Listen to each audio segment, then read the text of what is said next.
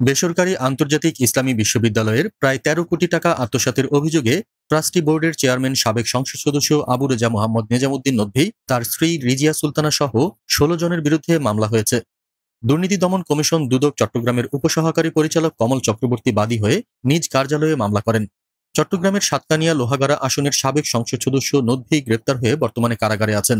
মামলার অন্য আসামিরা হলেন ট্রাস্টি বোর্ডের সদস্য চট্টগ্রাম বিশ্ববিদ্যালয়ের সাবেক উপাচার্য আনোয়ারুল আজিম আরিফ, অধ্যাপক কাজী দীন মোহাম্মদ, চবি শিক্ষক মোহাম্মদ সালেহ জহর, প্রকৌশলী রশিদ আহমেদ চৌধুরী, সাবেক মন্ত্রী হাসান মাহমুদের ভাই মোহাম্মদ খালেদ মাহমুদ, অধ্যাপক ফসিউল আলম, অধ্যাপক আব্দুর রহিম, মোহাম্মদ শামসুজ্জামান, মোহাম্মদ বদিউল আলম, মোহাম্মদ হুমায়ুন কবির, মোহাম্মদ শফিউর রহমান, অধ্যাপক মাহি উদ্দিন, অধ্যাপক আফজল আহমদ এবং মোজাফফর হোসেন নদভী।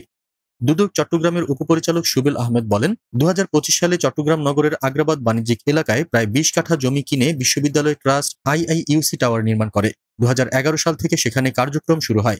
ট্রাস্টের সদস্যরা সবাই স্বেচ্ছাশ্রমে কাজ করেন। এর জন্য কোনো ধরনের সম্মানী, বোনাস, লভ্যাংশ, মোবাইল বিল, টিএডিএ দেওয়ার নিয়ম ট্রাস্টের বিধিমালায় নেই।